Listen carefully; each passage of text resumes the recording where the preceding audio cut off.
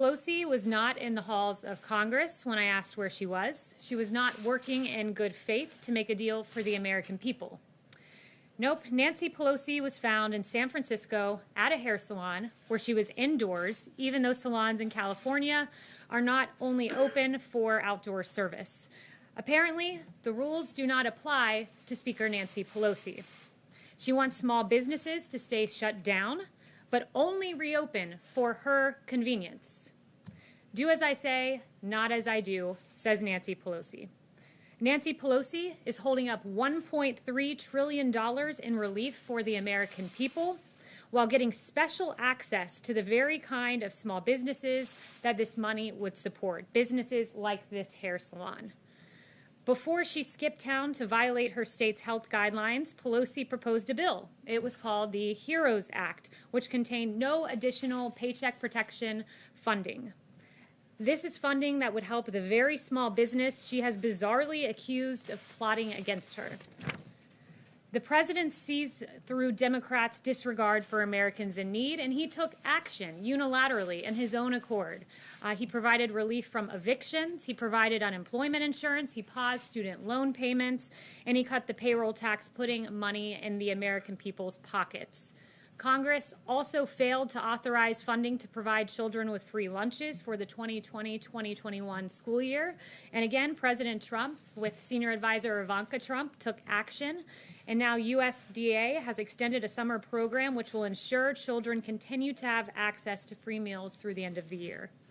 Nancy Pelosi is demanding an apology from a single mother and small business owner who has received threats since Nancy Pelosi's comments against her salon.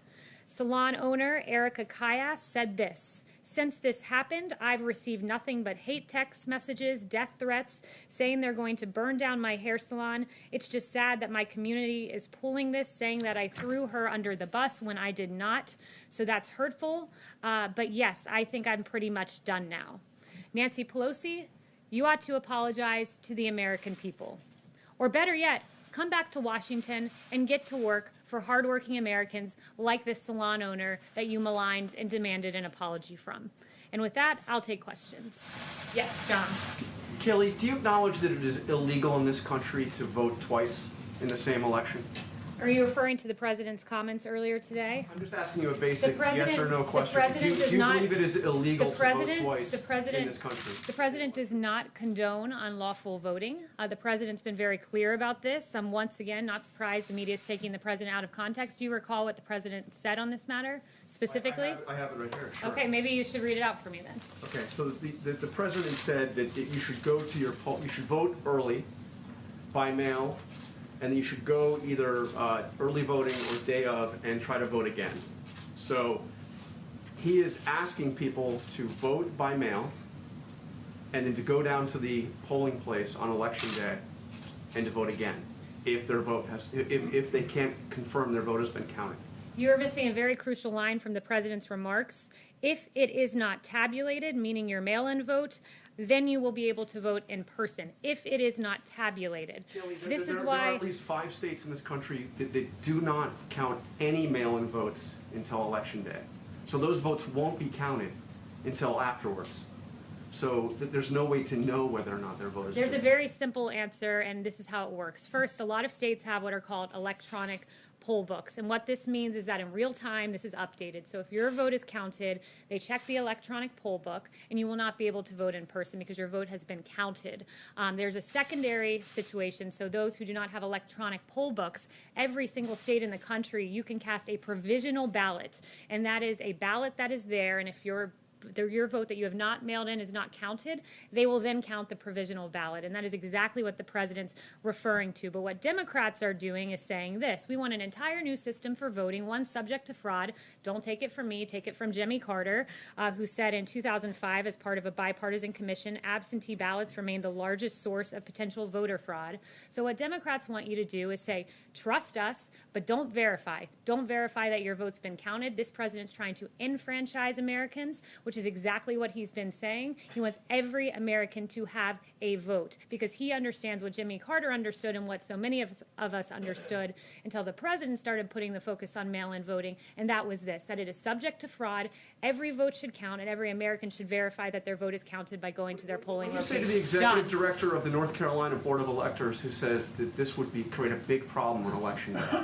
What I would say is that the president has laid it out very clearly. You should verify your vote. And not only that, I would point them to the fact that in 2016, before we tried this entire new system of mass mail-out voting, 319,000 votes were not counted that were cast by mail. 319,000 in an election that came down really to 80,000 votes in Pennsylvania, Wisconsin, and Michigan. That's untenable, and hundreds of thousands more will not be counted with the Democrats' fraudulent mass mail-out voting system. The president wants enfranchisement, plain and simple. John. Can I ask you a process and jurisdiction question? The president signed a memorandum last night directing federal agencies to look at funds that might be withheld to cities that do not do enough to restore law and order. By what authority does the president believe he can do that? Yeah, the president believes that what we should do, that the purpose of government is to protect life, liberty, and property. That is the purpose of the federal government, and it's imperative that the federal government review the use of funds by jurisdiction. So what this does, this memo, it really does three things. One, it asks federal agencies to detail all federal funds that are being provided to Seattle, Portland, New York City, and Washington, D.C. Secondly, within 14 days, the Attorney General will develop a list of anarchist jurisdictions of lawlessness zones that are permitting violence and destruction of property. And then within 30 days, the White House Budget Director will issue guidance to the heads of agencies on restricting eligibility of or otherwise disfavoring to the maximum extent possible by law anarchist jurisdictions in the receipt of federal grants. And South Carolina v. Dole did note that you can withhold funding so long as it pertains to the federal program pertains to what you're trying to incentivize.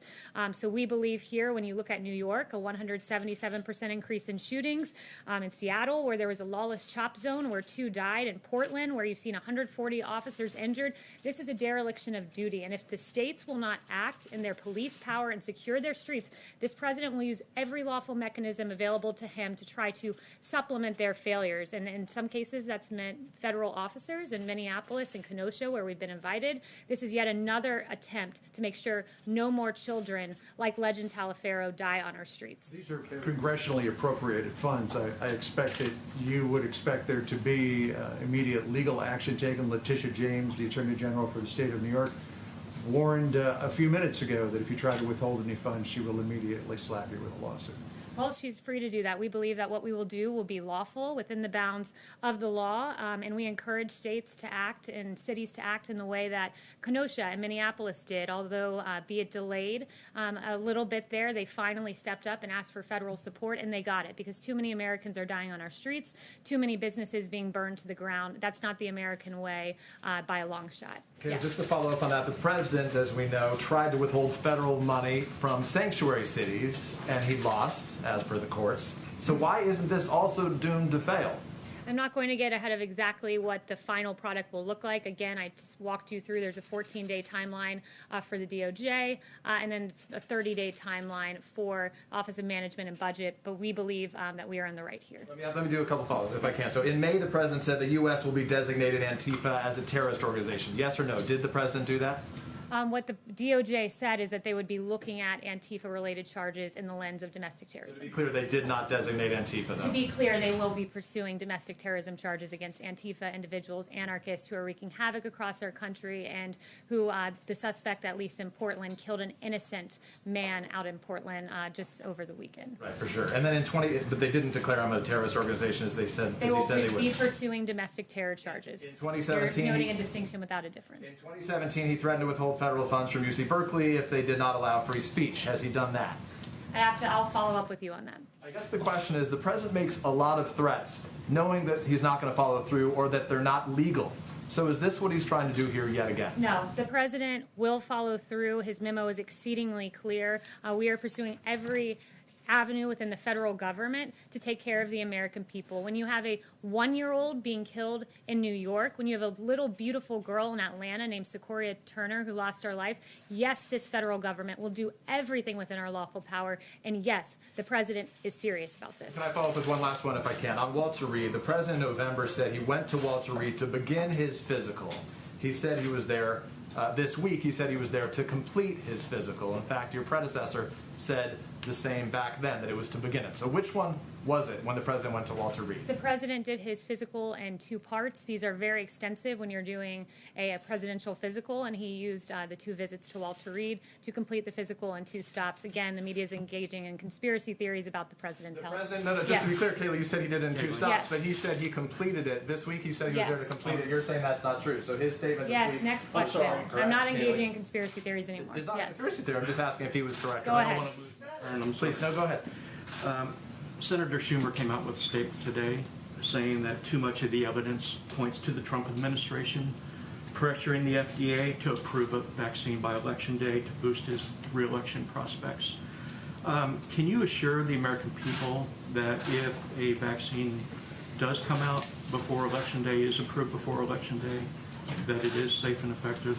And can you address his assertions that you are pressuring the FDA to come up with a vaccine before Election Day? No one is pressuring the FDA to do anything. This is, again, a bizarre theory spun up by CNN, among others. Let me note that the FDA, you had Dr. Hahn who said this, I can assure you 100% that the president has never pressured me to make a decision regarding any regulatory aspect of the FDA's work. He said that just a few months ago. It is absolutely the case. You had Secretary Azar saying this morning about the vaccine, whether it's October 15th or November 1st or November 15th, this is all about saving lives. You've had Dr. Fauci say, we in fact briefed the president today. This was a few weeks ago about this in the Oval Office. I was there for that briefing. And Dr. Fauci said there is no political pressure that I have seen at all to move quickly. This president wants to break through regulatory barriers to get a vaccine as safely to the American people as quickly as possible because lives are at stake, but he will not in any way sacrifice safety and making sure that this is 100% airtight before the American people receive it. So the priority here is saving lives, safety, and there will be a safe and effective vaccine in the works. And again, I think the CNN spinning up this conspiracy theory, it all was based upon the CDC career. Brought this up. Yes, and CNN was peddling a theory on this as well. Basically, you had career officials at the CDC who made a decision, who spoke with states about distributing vaccines. We're preparing in advance to have a safe and effective vaccine distributed because unlike the Obama administration during swine flu, they had real problems in that regard. The Obama administration promised 100 million doses by October. They then reduced that number to 40 million for the swine flu by mid-October when demand for a vaccine was at its highest. Supply fell dramatically short with as few as 11 million doses on hand. You even had their CDC director saying, we are nowhere near where we thought we'd be by now. We are not near where vaccine manufacturers predicted we would be. We share the frustration of the people who have waited online or called a number or checked a website and haven't been able to find a place to get vaccinated. Unlike the Obama-Biden administration, we make plans in advance. It's why we have contracts for 100 million of vaccine production in advance, and it's why CDC career officials have worked with all 50 states to make sure that we can distribute this vaccine. We do our homework in advance, unlike Obama-Biden. Kayla, just Yes. one other one. So, former Vice President Joe Biden said on Alexei Navalny's poisoning that the mode of attack leaves no doubt as to where the responsibility lies, the Russian state. Does the president agree with that assessment? And has he made his voice known to the Russian government on this issue? So we're deeply troubled by the results released yesterday. Alexei Navalny's poisoning is completely reprehensible. Russia has used chemical nerve agents in the past, and we're working with our allies and the international community to hold those in Russia accountable wherever the evidence leads and restrict funds for their malign activities. The Russian people have a right to express their views peacefully without fear of retribution of any kind, and certainly not with chemical agents, and no one has been tougher on the Russian government than this president. Yes. Thanks, Kaylee. On TikTok, Yeah, the president said that that ban is going to take effect on September 15th if the deal is not agreed to. What will that look like? Or is Google and Apple going to have to delete that app from their app stores? Are people going to have to delete it off their phones? Tell us what will happen on September 15th if there's no deal.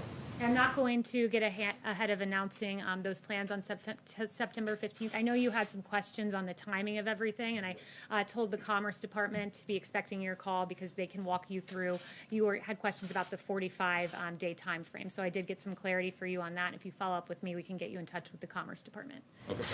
Yeah, Kaylee, I just wanted to ask you about the investigation. There's a couple of contracts that were awarded that Peter Navarro was involved with. One, there's some investigation going on in terms of the Kodak, the money that went to Kodak to allow them to develop pharmaceuticals. There are other contracts now for ventilators that have received scrutiny. Can you give us an update on how concerned you are that maybe some of these business deals are going through too quickly, they're not getting enough scrutiny? Is there any particular finding that you can offer at this point on that? Yeah, we've made many contracts using the DPA 78 times, 30 times with regard to testing.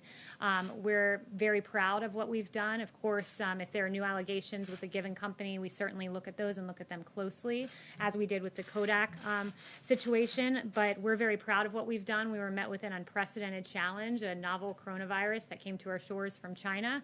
And we are very proud that our contracts have enabled us to have a very large and growing stockpile. In fact, we've rapidly increased the amount of N95s on hand to more than 60 million. We're on track to have 10 times more than pre-pandemic levels by the fall. Significantly surged the number of gowns on hand to more than 27 million. And we have tremendous level of ventilators on hand at 109,000, and we will have tens of thousands more by the fall. So the contracts we've made have enabled these numbers, among others. I'm not even getting into therapeutics like remdesivir, but of course, if there's ever allegation, we take it seriously and look at it as we did with Kodak. Confirm how many allegations of wrongdoing that you're looking at that I'm only involve aware Peter Navarro? of the one or two that you named out of the many, many contracts that we've had. Yes. Thanks, Kaylee. The herd immunity strategy for the pandemic has been called dangerous by some experts, and I'm wondering if President Trump has formed an opinion on this concept, and if he thinks that that is an achievable goal. Yeah, the herd immunity so-called theory was something made up in the fanciful minds of the media. That was never something that was ever considered here at the White House. Here at the White House, what we've done is race to get a safe and effective vaccine in record time. If we get it by the end of the year, it will far outpace Ebola, which took 14 months to get to phase 3 clinical trial, 3 years to get to completion. This will be the fastest vaccine ever for a novel pathogen. Here at the White House, we talk about therapeutics and are very proud that we've identified, we have more than 270 clinical trials, 570 in the planning stages, and successful therapeutics that we know of like dexamethasone and remdesivir. That's what we do here at the White House. The herd immunity theory, again, was something made up in the mind of the media. On the Supreme Court, the president said that he would come out with a list of candidates by September 1st. When can we expect to see that list? You will see it soon, certainly within the next few weeks, but it will be after the Labor Day weekend. Yep. Thank you. Back on the cities, how would the president's plan to reduce funding to cities actually help protect citizens that you said was the goal of the president? Yeah, that is the goal, and what the intent is to incentivize cities to follow in the way of Kenosha and Minneapolis, who, when they were in the midst of a situation that they couldn't handle just at the local level, they requested federal assistance, and it worked. Within 24 hours, you saw a much different scene in Kenosha. Within 24 hours, a much different scene in Minneapolis. So we want states to work with us, and those two models are examples of Democrats who have done so. On the contrary, you see a much different situation in New York and Portland and D.C. and Seattle. And some of the factors, as noted in the memo, that will go into the lawlessness assertion are whether they forbid police from intervening, whether they've withdrawn law enforcement protection from certain areas, like we saw where a police precinct was abandoned in the lawless CHOP zone in Seattle. Those are the types of changes in behavior we want to see from cities, because protecting the citizenry should be their paramount concern. Thanks, Kaylee. The government runs out of funding by the end of the month. Is the White House confident it can avoid another shutdown? And is the president open to including some of this COVID stimulus as part of a CR? I haven't talked to him about that, but we do believe that we'll be able to get funding to avoid a shutdown.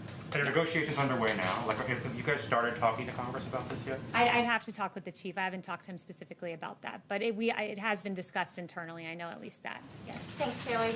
Can you give us a sense on the memo issued last night? Can you give us more of a sense of the funding that would be under review? And also, why does the White House believe that this is the right time to be considering restricting funding for states? We're in the middle of a pandemic and some are dealing with violence. Yeah, again, so first, to the first part of your question, it's undergoing a review. Part of that, step one of this memo is for federal agencies to detail the funds being provided. So I can't give you a readout of exactly which funds are being looked at until that review is conducted. But why now? Why now? Because in New York City, you've seen a 177% increase in shootings in July. Meanwhile, you have the feckless government of Mayor de Blasio and Governor Cuomo pulling $1 billion with a B from NYPD at the same time we learned that in a 28-day period, arrests were down in New York City by 62%. The looting of 450 businesses that have been damaged. In Seattle, a lawless chop zone where 2 died. Now is the right time when you see numbers like this because lives are at stake, and oftentimes the lives of innocent little babies who should be here today if Democrat mayors got their act together, didn't cut funding from police, did start arresting people and enforce the laws. Yes. Thanks, Kaylee.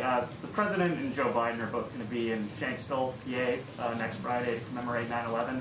Have you spoken to him about appearing with the former Vice President like he did with Secretary Clinton back in 2016 up in New York? I have no details for that upcoming event, but we are intending to be in Shanksville as well. Okay, and then just one more follow-up on the cities. Again, I know it's under review. Has the President directed Director Vaught to make sure that future coronavirus aid is exempt from this memorandum? I don't see in what universe that would be connected to the issue at hand, which is ensuring lawfulness in the cities. FEMA or HHS or anything like that. But again, I don't want to get into the specific funding ahead of the review process that is ongoing. Yes. Are we all set? Okay, there we go. Yep. Thank you. Facebook said earlier today that it would be removing the post where the president was talking yesterday with a local reporter about voting twice if it's not corrected and if it doesn't indicate that the president was wrong in those assertions. What do you have to say about Facebook's move on this post? You said Facebook designated a post. I missed the very first part. Right. They said that they would remove the post from those profiles who posted and do not say that what the assertions of the presidents are wrong. Yeah, I haven't seen the particular post you're referring to, but the president is crystal clear here that he only, again, to read that part of his quote, if your vote isn't tabulated, then you'll be able to vote in person. This is about verifying that every vote is counted because we know voters are disenfranchised. Just in the 2020 presidential primary, for instance, there were 100,000 ballots rejected in California, mail-in ballots in New York, 1 in 5. Think about that. 1 in 5 mail-in ballots were rejected, a total of 84,000 ballots rejected in New York City alone. And we know the thin margins by which elections are decided. And we also know that as research has shown, young, Black, and Hispanic voters are more likely to have their mail-in ballots rejected. That's according to a Washington Post article. So the president wants enfranchisement, not disenfranchisement. That's his goal with the comments that he made yesterday. If I may ask another one on immigration, please. Okay. The president had said that he would be issuing another order in September. Do you have any more information on that, when he may be issuing that immigration order? Yeah, no updates on a forthcoming immigration deal. Thank you, Kaylee. If you mentioned role model cities like Kenosha, if, say, Mayor de Blasio and Mayor Bowser, for instance, if they were to this week take specific actions and get some of the law and order back under control, would this memo continue to go forward, or would you continue to propagate the plans listed in this memo from We'd have to yesterday? see a radical change in behavior from the mayor of D.C., who allowed a church to burn, from the mayor of Portland, who stood with the protesters only to be chased out of his own home, the windows shattered of his building by the very protesters he deemed peaceful, who were actually anarchists, who took the life of a 39-year-old man this past weekend. But look, when the local government doesn't act, we use every avenue available to us at the federal level, and that pertains to this memo is one example. Another example is Operation Legend, which we're very proud of and have some new numbers for you on that. Since the operation's launch, more than 2,000 arrests, including 147 homicides, have been made. More than 544 firearms have been seized, and more than those are illegal weapons, and more than 7 kilos of fentanyl, 14 kilos of heroin, 12 kilos of cocaine, and 50 kilos of methamphetamine have been seized. And of the individuals arrested, 476 have been charged with federal offenses. And there's a detailed readout from DOJ of each offense and the great work that our federal law enforcement officials have done. So thank you to our police. Thank you to our federal law enforcement. You keep us safe when Democrat mayors and derelict governors do not. Thank you. Can you say something about airlines? Voting twice, knowingly voting twice is a crime. Why is he telling people to vote twice?